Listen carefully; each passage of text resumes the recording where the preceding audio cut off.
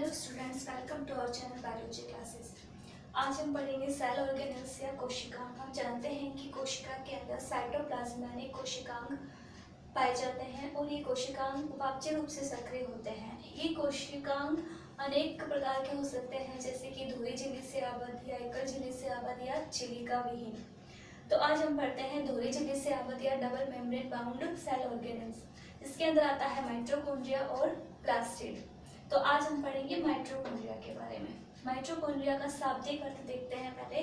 तो माइटोकॉन्ड्रिया दो वर्ड से बना है, माइट्रोस और कॉन्ड्रियोन। माइट्रोस का मीन्स होता है थ्रेड और कॉन्ड्रियोन का मीन्स होता है ग्रेनुअल्स। तो इसका अर्थ क्या हुआ? सूत्र कणिका। तो हिंदी में इसको बोलते हैं सूत्र कणिका, लेकिन हमें माइटोकॉन्ड्रिया ही याद रखना है। देखो, माइटोकॉन्ड्रिया को अलग अलग वैज्ञानिकों ने अलग अलग नाम दिया। तो हम देखते हैं, जो कोलिकस साइंटिस्ट थे उन्होंने कीटों की रेखित पेशियों में सर्वप्रथम इसको देखा और सार्कोसोम नाम दिया। फ्लेमिंग ने इसे फाइलिया या फिला कहा। आर अल्टमान ने इसको बायोप्लास्ट नाम दिया। सी बेंदा ने माइटोकॉन्ड्रिया या कॉन्ड्रियोसोम भी इसको बोला। माइटोकॉन्ड्रिया जो नाम दिया था वो सी बेंदा ने दिया था और इसको कॉन्ड्रियोसोम भी बोला था। लेकिन जो माइटोकॉन्ड्रिया की खोज का श्रेय है वो फ्लेमिंग और आर अल्टमान को जाता है। इन वैज्ञानिकों ने माइटोकॉन्ड्रिया को जंतु कोशिका में देखा और पादप कोशिका में सर्वप्रथम जिस वैज्ञानिक ने देखा उनका नाम था एफ मेविश। सी के विट्ज ने कोशिका का शक्ति ग्रह कहा माइटोकॉन्ड्रिया को, है ना। तो माइटोकॉन्ड्रिया को कोशिका का शक्ति ग्रह कहने वाले वैज्ञानिक जो थे वो थे सी के विट्ज। अब देखो, जो ये माइटोकॉन्ड्रिया है वो गोलाकार रूप में पाया जा सकता है या धागेनुमा हो सकता है या फिर छड़ी के आकार का भी हो सकता है। और इसकी जो संख्या है वो अलग अलग कोशिकाओं में अलग अलग होती है। और प्रोकैरियोटिक कोशिकाएं जैसे कि बैक्टीरिया में ये एब्सेंट होता है और मैमल्स या स्तनधारियों की जो आरबीसी है उसके अंदर माइटोकॉन्ड्रिया एब्सेंट होता है।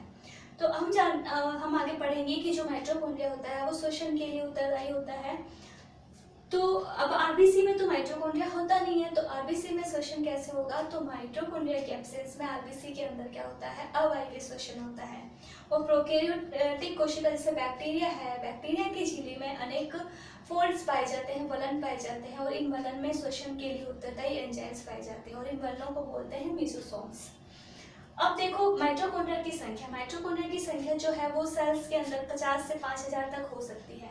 लेकिन माइक्रोस्टेरिया शैवाल जो है उसके अंदर एक ही माइटोकॉन्ड्रिया पाया जाता है और माइक्रोमोनास के अंदर भी एक ही माइटोकॉन्ड्रिया पाया जाता है।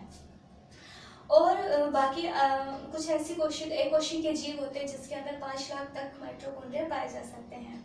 और जिन कोशिकाओं में ऊर्जा की ज़्यादा आवश्यकता होती है, जैसे कि पेशियां या यकृत कोशिकाएं, तो इनमें माइटोकॉन्ड्रिया की संख्या ज़्यादा होती है। अब बात करते हैं हम माइटोकॉन्ड्रिया की स्ट्रक्चर के बारे में। इसकी स्ट्रक्चर कैसी होती है? तो जैसा कि हमने देखा कि ये double membrane bound cell organelle है, धुरी झिल्ली से आबद्ध कोशिकांग है। तो इसमें दो झिल्लियां पाई जाती है, बाहरी झिल्ली और आंतरिक झिल्ली। बाहरी झिल्ली जो होती है वो समतल या सपाट होती है और आंतरिक झिल्ली जो होती है उसके अंदर अनेक अंगुलिनुमा उभार पाए जाते हैं, फोल्ड्स पाए जाते हैं। इन फोल्ड्स को बोलते हैं क्रिस्टी, ठीक है। और इन क्रिस्टी के कारण क्या होता है? आंतरिक झिल्ली और बाह्य झिल्ली के अंदर लगभग 6 से 8 नैनोमीटर का स्थान पाया जाता है, फ्री स्पेस पाया जाता है, जिसको बोलते हैं पेरीमाइटोकॉन्ड्रियल स्पेस, ठीक है। और इस स्पेस के अंदर श्वसन क्रिया के लिए उत्तरदायी अनेक एंजाइम्स पाए जाते हैं। अब देखो, ये जो फोल्ड्स होते हैं, ये जो क्रिस्टी होते हैं, इसमें टेनिस के रैकेट के आकार की संरचनाएं पाई जाती है, जिनको F1 कण या फिर F1 F0 कण या ऑक्सीसोम बोलते हैं।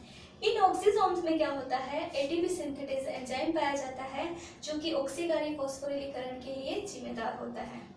और इस क्रिस्टी के अंदर क्या होता है? एक समांगी द्रव भरा रहता है, जेली के समान प्रोटीन युक्त समांगी द्रव भरा रहता है, जिसको बोलते हैं समांगी मिश्रण भरा रहता है, जिसको बोलते हैं अधात्री या मैट्रिक्स। इस मैट्रिक्स के अंदर क्या होता है? माइटोकॉन्ड्रिया का खुद का वृत्ताकार डीएनए होता है, आरएनए होता है और राइबोसोम पाए जाते हैं। और इसके अंदर क्रेब्स साइकिल के लिए उत्तरदायी सारे एंजाइम्स पाए जाते हैं। तो क्रेब्स साइकिल की क्रिया जो होती है वो इसके अंदर होती है। अब देखो, ये तो हो गई इसकी संरचना की बात, है ना। इसकी आंतरिक झिल्ली में श्वसन श्रृंखला से संबंधित और ऑक्सीकरण फॉस्फोरिलीकरण से संबंधित सभी एंजाइम्स पाए जाते हैं। और ये जो ऑक्सीसोम्स होते हैं इसके अंदर श्वसन क्रिया के दौरान एक ईटीएस होता है, इलेक्ट्रॉन ट्रांसपोर्ट सिस्टम या इलेक्ट्रॉन ट्रांसपोर्ट चेन चलती है। तो वो जो क्रिया होती है वो भी इसी के अंदर ऑक्सीसोम के अंदर होती है। अब देखो, चूंकि माइटोकॉन्ड्रिया के अंदर खुद का पता का डीएनए पाया जाता है, राइबोसोम पाए जाते हैं और आरएनए पाए जाते हैं, तो कुछ प्रोटीन संश्लेषण के उत्तरदायी अमीनो अम्लों का संश्लेषण ये स्वतः ही कर लेता है। अतः हम कह सकते हैं कि इसके अंदर स्वतः जनन की क्रिया पाई जाती है, लेकिन ये स्वतः जनन की क्रिया जो होती है वो कोशिका द्रव्य में रहकर ही पाई जाती है। तो इस कारण इसको क्या कहते हैं, अर्ध स्वायत्तशासी कोशिकांग या फिर इसको सेमी ऑटोनोमस सेल ऑर्गेनेल भी कहते हैं। ऐसी ही क्रियाएं उसमें देखेंगे अपन लवक के अंदर, प्लास्टिक के अंदर भी देखेंगे। तो ये तो होगी सारी इसकी संरचना या स्ट्रक्चर की बात। अब देखते हैं इसका कार्य क्या है।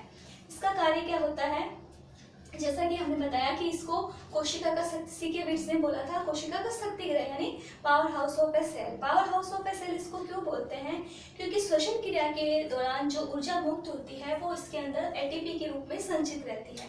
और जब कभी भी सेल को जैविक क्रियाओं के लिए एटीपी की ऊर्जा की आवश्यकता होती है, तो ये एटीपी क्या होता है, एडीपी और फॉस्फेट में टूट जाता है। एडीपी यानी एडिनोसिन ट्राइफॉस्फेट। ये जो एडिनोसिन ट्राइफॉस्फेट होता है वो एडिनोसिन डाइफॉस्फेट और फॉस्फेट में टूट जाता है, और जो ऊर्जा मुक्त होती है वो जैविक क्रियाओं के लिए काम आ जाती है।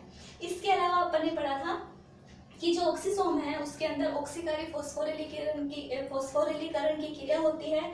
इससे क्या होता है, इस क्रिया में क्या होता है, NADH2, NADPH2 और FADH2 का ऑक्सीकरण होकर एटीपी का संश्लेषण होता है। इसके अलावा अपन ने पढ़ा था कि जो अधात्री या मैट्रिक्स जो होती है उसमें क्या होता है, क्रेब्स साइकिल के लिए जो जिम्मेदार एंजाइम्स होते हैं वो पाए जाते हैं, है ना। ग्लाइकोलाइसिस के दौरान क्या होता है, ग्लूकोज जो होता है पायरुविक अम्ल के दो अणुओं में टूट जाता है और इसका ऑक्सीकरण होता है अनेक क्रियाओं के द्वारा। एक चक्र सा चलता है, उसको बोलते हैं क्रेब्स चक्र या क्रेब्स साइकिल। उस क्रेब्स साइकिल के लिए जो जिम्मेदार एंजाइम होते हैं वो अधात्री में पाए जाते हैं। इसके अलावा माइटोकॉन्ड्रिया जो होता है प्रकाशीय श्वसन के लिए भी उत्तरदायी होता है, प्रकाशीय श्वसन में भी भाग लेता है, और माइटोकॉन्ड्रिया के अंदर जो कैल्शियम है वो भी संचित रहता है और जरूरत पड़ने पर ये उस कैल्शियम को मुक्त भी कर सकता है। तो ये थी सारी माइटोकॉन्ड्रिया की स्ट्रक्चर के बारे में और सारे कार्य। तो स्ट्रक्चर और कार्य माइटोकॉन्ड्रिया के अपन ने पढ़ लिए हैं। अब अपन दूसरा कोशिकांग पढ़ेंगे, लवक, जो भी क्या है, लवक के अंदर और माइटोकॉन्ड्रिया के अंदर थोड़ी थोड़ी समानताएं हैं, क्योंकि वो भी क्या है, एक द्विजिलिसाबद्ध कोशिकांग है। तो आज के लिए इतना ही।